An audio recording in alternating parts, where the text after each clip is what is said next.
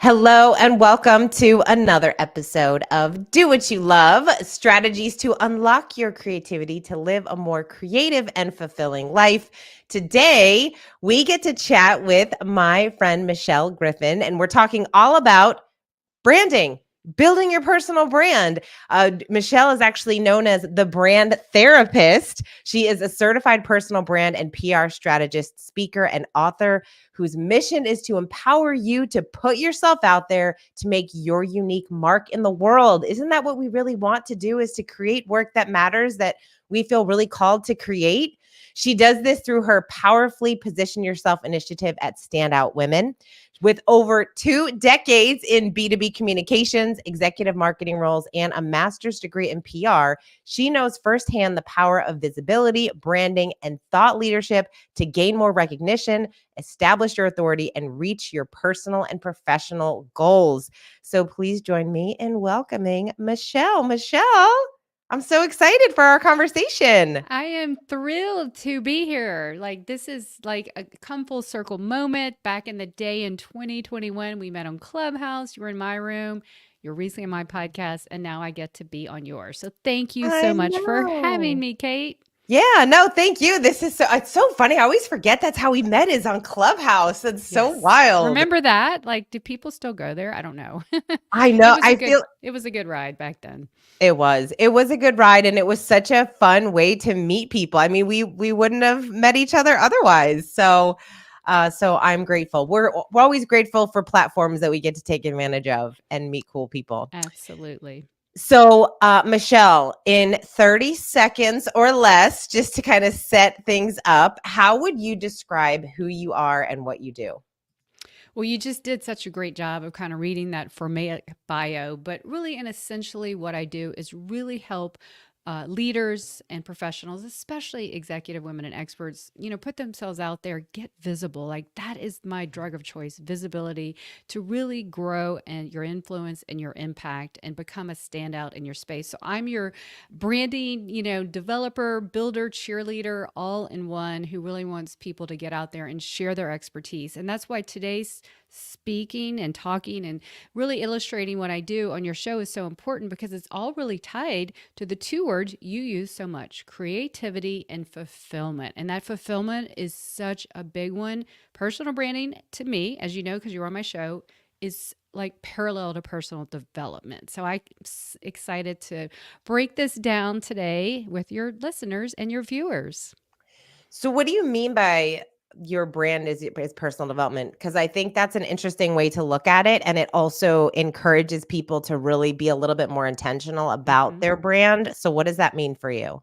Okay, so I'm going to break this down. So, you know that I live in the LinkedIn world, in the space, and pretty much that's a social media platform of choice. You go to some others, and you'll see sometimes what I call fluffy personal branding. It's all about them, it's just all me, all me, all me. And I want to flip that, and I'm all about, a foundational brand of you stepping out in service, support to solve problems. And you have to be intentional about it. Now, people back off and don't like the term sometimes of personal branding. They think it's narcissistic, self promoting, all those things. And I like to turn around and say, I actually like the word personal positioning. I have a 7-part framework called the Brand GPS, your personal positioning. But when you come down to it, personal branding has 3 P's. Okay. And I think you're going to agree they're really deeper than just the superficial. First, it's purpose.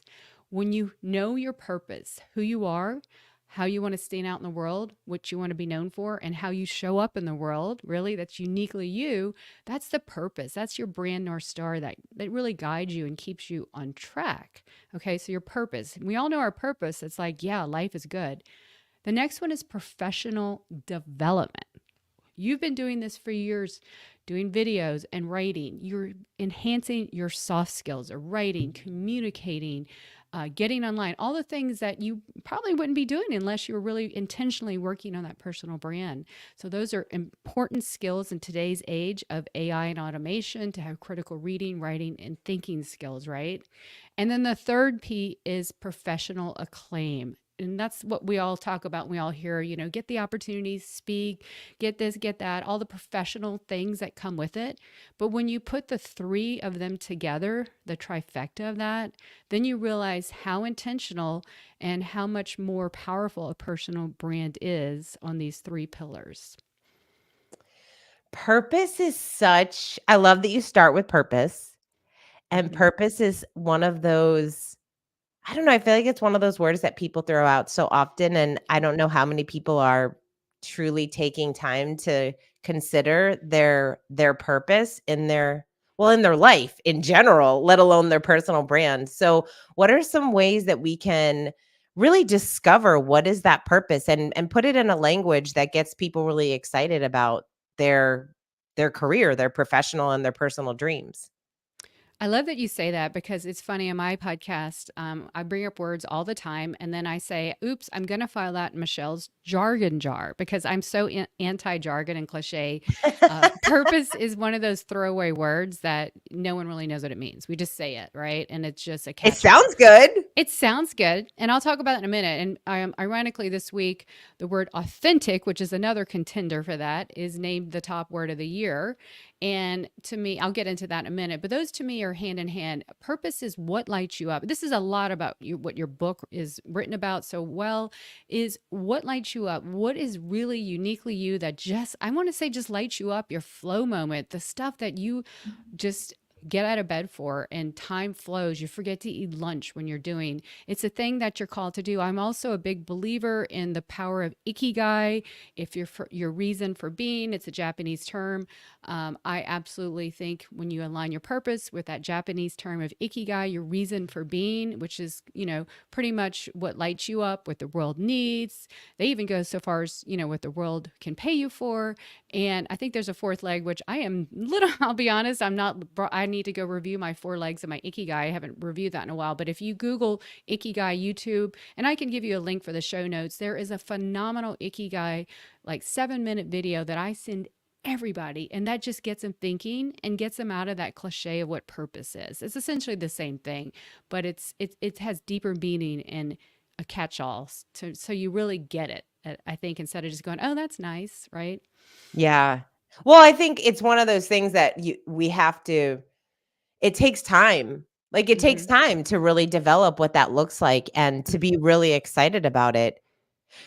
I wanna go into, some so, okay, personal branding, creating content. I love that you shared there's, like, these buzzwords that we use, right? Like purpose, and we use, and that is hilarious that authenticity is the is the top word because everyone's like, you have to be authentic and you have to be real. But like, also, what does that really mean, right?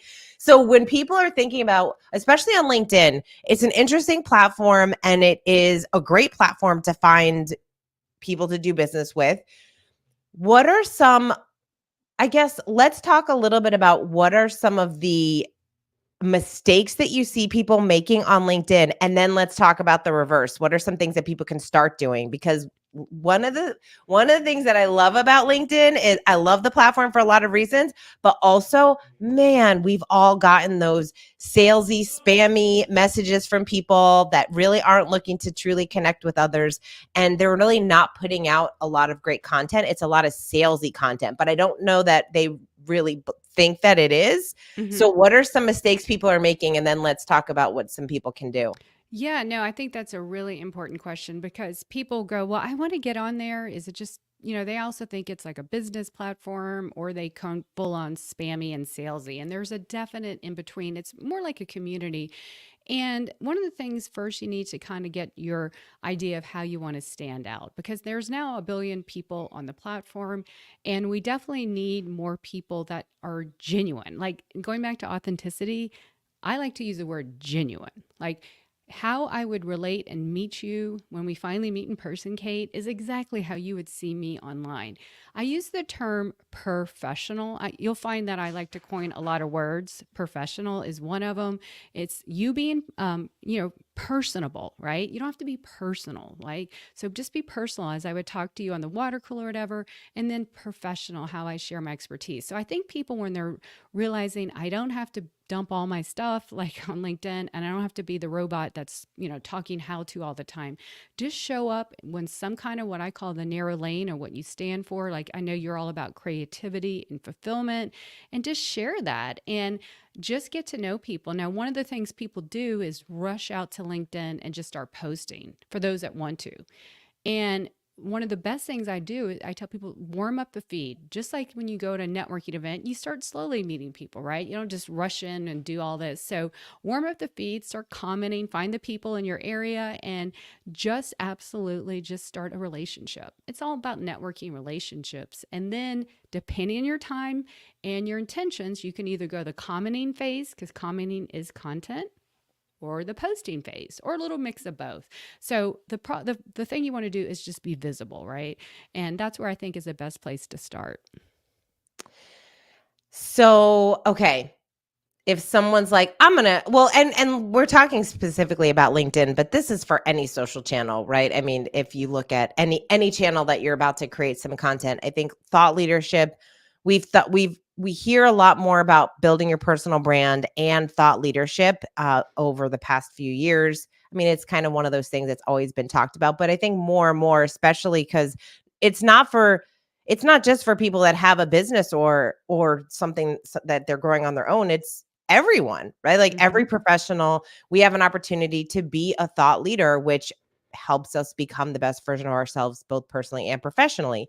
So when thinking about, okay, I want to be a thought leader in my space, there's so many things that somebody could share. What's a really great framework that people can use to decide, okay, I'm going to dabble, I'm going to start into social media, but what are some posts or things that people can I think think about? here's the irony of it. Today, as we tape this, is the 1 year anniversary of ChatGPT, right? One of the things I would caution you is not to go and ChatGPT your content, because now content is a commodity, even more so with the advent of ChatGPT. I see, and I'm calling for the need to go from less how-to content to more how I do this, or how I believe in this, or why this is important, or sharing journey content. We are craving human connection and emotional connection. It's waning as fast as these AI apps come out, right? So I think if you just realize, I've been in this field, or I'm really passionate about this area, I'm just going to show it. There are people who are so hungry for that. And you realize you don't have to teach the world. You're just teaching people in a small circle. And when you think of there are people who are behind you in the journey, they need to know what you know, and they will benefit and learn faster, right? So I think that's the new approach to take, especially as we go into a new year, that, forget what you've learned in the past, go with this new human connection, share stories, share ideas, and people are going to grab onto that faster, because we need that even more today. Yeah, I really like that, Michelle, because right when you said that, I thought, oh, going from how to look, everyone loves a good listicle, top 10 ways or whatever, but that's such a commodity. You can find that anywhere and Google it and yeah, it's boring. Whereas how I did it, how you did something is so interesting, because now you have somebody that, and especially because we're closer, you're probably closer to someone on LinkedIn than Tim Ferriss or Alex Hermosi Yes. or someone else online that you can't necessarily talk to. So they obviously have a very different experience. So I love that idea of remembering that you're here to help someone a couple Yes. steps behind you. They look at you and think, oh my gosh, how did she do that? So, because that person behind you is obviously way farther away from some of those other people. And so thinking about how I did this is my approach, this is what I did, this worked, this is what didn't work. I really like when people share things like, oh my gosh, I tried this and it massively failed. Why do you think that kind of content connects with people? Because we love to see those kind of, hey, show me your journey, not just the good stuff. Yes, even more the bad stuff or the lessons learned stuff, right? Because we're relatable. You know, it's great. I don't even really follow any of those big accounts anymore because they just it's not a two-way conversation. I want to, and LinkedIn is all about having conversations. And I want to have and engage with people who are going to talk great ideas and work and share their stories together, just like you would as a water cooler, your neighbor on the street. You know, I don't want to talk or engage with someone who's in the high rise who's never coming down and give us the time of day. That's kind of the approach that I take. So I'm all for people with new, unique ideas and just are going to be relatable. Because again, LinkedIn now is 1 billion people on the platform. Can we ever serve, talk to, or be around that many people? No, we just need our small circles of, impact. And that's why I really treat LinkedIn as a community feel, relationship building, and networking. And of course, the opportunities come from that. But when you think that's the approach and you get on there as that approach, I call it the world's biggest business networking conference. Okay. Each post is like a breakout room. You're interested in this? Go over here.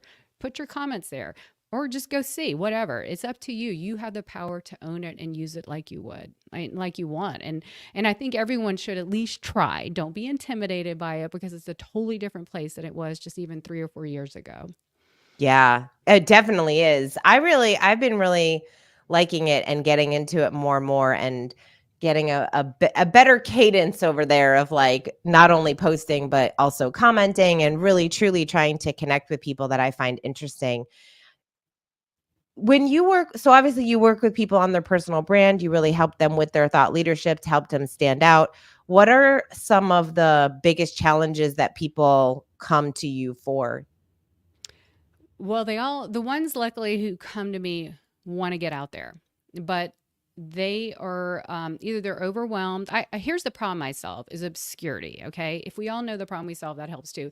So the obscurity can be either unknown or unclear. And I'd add overwhelmed because they know they want to work in their personal brand, but it just seems so overwhelming. It's this big pie in the sky thing. So I help them simplify it. That's why I have that framework. And I'm all for, just getting out there foundationally. But the number one thing we work on first is mindset. Much like in the LinkedIn branding book I wrote and has the brand squared system, mindset is the biggest play. You touch on it so much in your book. Without our beliefs, we are nowhere. But without beliefs and action, we are equally nowhere. So I really help them get really clear in who they are. That clarity thing is huge. When you have clarity in who you are, you start getting that confidence and the direction, and then you're excited. So it takes the fear out of the unknown and the unsure. Yeah, ooh, clarity. And it's I find it so funny how people we don't always want to be we don't when we have to decide this is who we are and this is how we serve people, we're so hesitant to do that because we feel like if I plant my flag here and say this is what I do, then I'm leaving all of this other stuff on the table. But if we act as though we help everybody, then Oh, no we help one no knows. one. Exactly. I like to call that the narrow lane approach versus a niche because you put the word niche up and people are like, oh, it freaks people out. I'm like, no, just find that narrow lane and you don't have to stay that narrow. You can go a little wider, but you'll get faster traction the more narrow you go because attention is an all time low. We have 8 billion people in the world.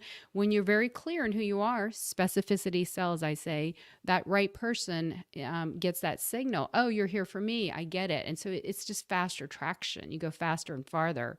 So I think, we don't have to I think that's why people are scared of personal branding. They think it's this set and that's it. I can never touch it again. But as humans, we evolve and grow, and so does your personal brand. I've pivoted my brand and changed things all the time. I mean, not all the time, but over the last several years, it's very natural, right? So just start somewhere and go narrow so you can go farther and faster and then just keep going.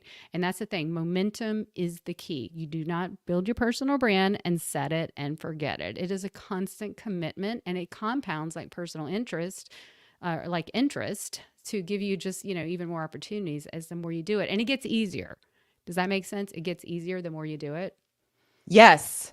Well, I think it's so much about, you're talking about the creative process in general, right? Like it gets easier just the more reps that you do, the more that you put in the work, the more that you start being comfortable sharing and putting stuff out there. And then you get comfortable with maybe making certain paths a little narrow, and then you build upon those. And then you also get comfortable shifting.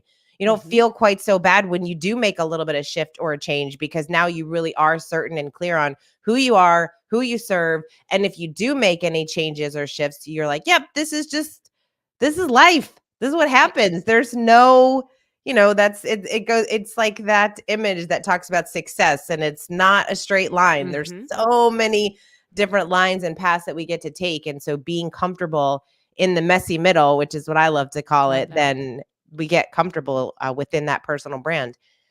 One of the ways that lots of people, when they think about branding and content and thought leadership, writing a book, Mhm. everyone thinks, hey, I have to write a book. So you've written a book. Mhm. You're working on your second book, which is Mhm. very exciting. So talk about, do people have to write a book, or should they write a book? No, no, no. That's just like the pinnacle. See, I like to call myself like a guinea pig for all the work I do with clients.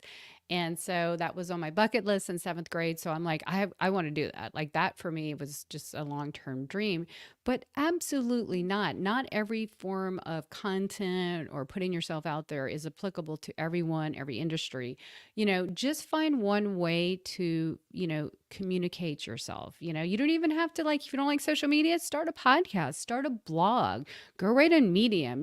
There's just some ways. But as going back to your book and the pursuit of creativity and fulfillment, finding a way to express what you have is going to unlock so many opportunities, potential, everything. But find that way and start small. Like I would never, say start writing a book now. I mean, you can, but for those who are just like, I'm scared, I don't know, let me give you baby steps, then go start writing on a blog. Let me tell you how I started really writing. So back in like 2015 to 2017, when I wanted to get out there, I was kind of stuck in my job. I was, of course, binging on courses and credentials and certifications. But the one thing that saved me and where I, excuse me, really started journaling was 750words.com. What I call my digital diary, because I don't like to journal. I like to write in a thing. So it saves everything I have over years. I can do searches on terms, and now I can go back and look and see where I was and how I was expressing myself. And that is one way of just getting out there. And now when you start that and it's hidden and you're perfecting that, then you can take that baby step out there. Go start writing on Medium, do a Substack newsletter. There's so many free tools, which is even better and more opportunity for us to get out there. Even Anchor, or Spotify for podcasters. One of the reasons I started my podcast, Kate, because I love to write, but I'm an over analyzer, editor, perfectionist, and I knew that I could talk faster than write and get stuff out there. So I started a podcast. So I think there's a lot of ways, and just pick one and just start small, but just do it. Ooh, there's such self-awareness in that. I love that you figured out that that would be a better platform for you, because there are so many platforms, and we do kind of live in this world where everyone feels, or not everyone. We get pushed a lot of stories that tell us you have to be everywhere. You have to Yes. be on YouTube and LinkedIn and Instagram and now TikTok, and you have to leverage ChatGPT and you have to do all the things. And so do you find that your clients come to you with that kind of like information overload? Absolutely. And I fall victim to I have and trust me, from 2015 to 19 I was doing, but I've learned now that self-awareness is kicked in. I'm not perfect, but I realize there's no way. There's absolutely no way I'll get faster traction. So I just say pick one thing, and hey, if you don't like writing, do not write. If you don't like videos, do not do videos. There's so many ways to express ourselves and put ourselves out there now. So I think it starts with the mindset. When you get that clarity, then you really kind of calm down and go, okay, let me think of this big picture. I also say stop reading, because I had to do this. I had to stop reading, stop following, and just stop consuming all this content that steers you off course. Okay, because I'm the poster child of shiny object syndrome, Kate. Oh my goodness. Because I'm like you. I love to learn. I love to create. I love tech. So it's like, kid in a candy store, but it's not getting us farther when we don't have focus in that one thing. So I think when you calm down and realize the world will always be throwing shiny object at us, then you just realize that's the way it is. And I just have to put those blinders on, my guardrails, and get out there. Yeah. Oh, it can be so challenging, but we have to be so intentional Yes. about putting those guardrails up. So, Michelle, what is your definition of living a creative life? Ooh, well, that is equated to being happy and fulfilled, of course. But living a creative life is something that I love doing that is uniquely a way I see it and I want to do it, right? It's something that I turn off the noise and go back to what I really lights me up and just do it. And it doesn't have to be, I know you talk about this in the book, it doesn't have to be musical because I can't sing for the world. And it doesn't have to be about painting. It's just something that I know I get that feeling inside, that light up feeling.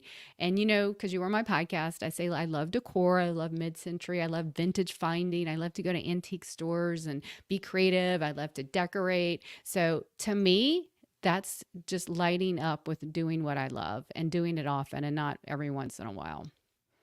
Yeah. Oh, I love it. Yeah, it's unique to everyone, and I love that you have that self-awareness around you. How did you get to that place? Like how did you get to the place where you felt really comfortable and confident kind of knowing you're living your creative life and kind of letting go of some of the shoulds that we have in this world? A lot of trial and error, but no, I had to turn off the noise. I realized that I was just spinning in the hamster wheel, consuming content, courses, credentials, and if I could, let me pull this up real quick. Hang on, look at this. Are you grabbing a book? What are you grabbing? A See book, a this? research? This Yes. is I painted this when I was 10 years old. Oh my gosh, I love it. I found this at my mom's house and I have it displayed in my office because it reminds me of my creative endeavors as a child that I never want to let go. Now, have I painted since then? Probably not. But this just speaks the world to me. Like, this was me. This was not one of those, what do they have, those paint by numbers now? This was legit. And I remember I was in black and white sketch class, charcoal, and the artist was pushing us to do oil. My mom was like, no, she doesn't need to do it. But then I begged her and she let me do it. So this is about the only one I can remember or see. But anyway, so I keep reminders of what makes me happy. In my office all around me, I have my vintage little finds and just reminders of what lights me up. And that keeps me on track. Oh, I love that. Do you have any particular habits when developing your content, especially? Are there habits that you've put in place to help you remain consistent in building your personal brand, specifically around posting and sharing on social? Because I think that's a big challenge for a lot of people is that consistency piece. Oh, yeah, and I have a great way of that. First of all, I have my overarching pillars and my little self, other pillars to support it.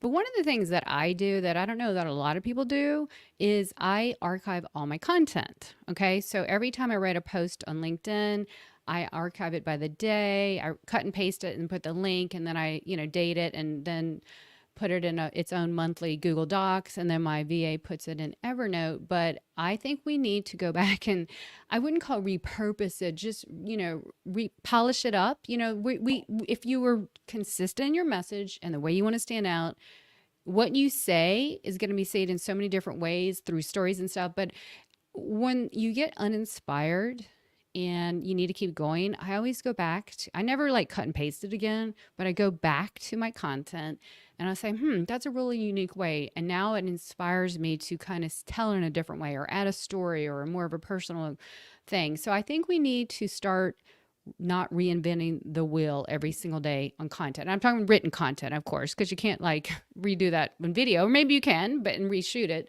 But I think having that in play is a definite backup and safety net for the days that we don't feel inspired. I really like that. I don't know how many people actually archive their work in that way, right? It's almost like when we send out a newsletter, I'm like, "Oh yeah, it's in Mailchimp." Like there's things that you can find at like it's living online everywhere, but I think that's really interesting way to view it. And also it makes it easier for us to create content because Hmm. essentially we're saying the same thing over and over in different ways that resonates with people differently. And in fact, it's so fun because right before we started recording, you and I had a conversation the other day, and you said it kind of sparked something different for you, and then you watched a different interview that I had done with someone else, and it had a very different reaction to that. So I love that, because that's what we get to do in our content, is figure out different ways to say the same thing, because you're not reinventing the wheel. You're not. Well, and also you can reformat it. So say you did a video and you're like, well, now I'm going to take that video, make it some little sound bites or a quote. You probably have massive quotable quotes, I call them, quotable comments, and just stuff. And then you can look at the stuff that people say. So people also learn differently. We have to think about being accessible. So changing it up, taking a video, making a quote, a blog post, and all the ways, that's just going to really help sustain us. And also let's talk about the burnout of being a creator that, especially on a social media platform, it seems never ending. So that just gives you more fuel to keep going. Yeah, for sure. I love it. You get to be your own inspiration with that, which is a beautiful thing. All right. So, Michelle, what is one activity that someone can do in 10 minutes or less to help them live a more creative and fulfilling life? Definitely go read that Ikigai. I'll put in the show notes, the Ikigai thing, and kind of get a thing. What is it I want to do? Go put 10 minutes, 20 minutes if you're really giving yourself, investing in yourself, and go do something toward that goal. Like for me, one of the things I start every morning and do is take a walk if possible, because then my creative juices really, really start flowing. But the thing about it is we can talk. I don't even like the word vision board, Kate, because I feel like a vision board, it's only half the action. You got to have an action board. Pick the one thing that you want to do, simple as can be, and just do it for 10 to 20 minutes, and write those nano steps on how to do it. And I think then it'll start clicking. It'll just start exploding, and it won't seem as hard. The old concept of the 2-minute rule, like the things we put off, we should just do in 2 minutes or less. Same scenario here with creativity. So that would be my best tip. I love that. Awesome. All right, good. Well, we will put that in the show notes. That also has like a fun little Venn diagram that kind of shows like the purpose and everything. You talking about the Ikigai thing? Yeah. Yes, there is one. Exactly. And I actually have a handout from years ago on that, a guidebook. I need to pull that up. That's so good. I'm glad you reminded me. I have all this stuff I create, and then it sometimes just doesn't get out there. So that's what we do. Yep, that's what happens. All right. Well, Michelle, thank you so much. You are awesome. I so appreciate you taking the time. And where is the best place for people to find you, to either work with you, to hire you to speak, to do all the fun things in your world? Oh, thank you so much. It's been a blast, as always, chatting with you. So everything goes to michellebgriffin.com. The B stands for brand. And so I do speaking, training, workshops, and consulting to really help you get that visibility roadmap to build your brand and own your future. I love it. Ooh, build your brand and own your future. Beautiful. Well, you are awesome, Michelle. Thank you. And thank you so much for watching. And until next time, go create something. Bye.